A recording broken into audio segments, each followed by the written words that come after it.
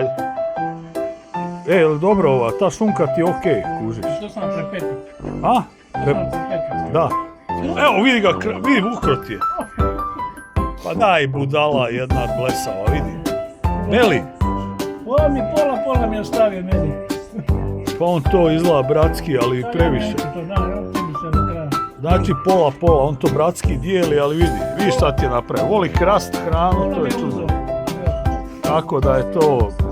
Ništa ga ne skužio. Mora na dijetu, on ima kila previše, prijatelj. Koliko ima sada? Ma znam da mora 5 kila sigurno. Malo je smršavio, ali će se udeblja za ove praznike, kao i ljudi. Za blagdane i tako. Nešto je mirno da što je trčao. Istrčao se dobro, ali gledaj, kad krade meso, to nije dobro. Nije dobro ni za tebe, a što si ostao bez mesa, a ni za njega jer se deblja.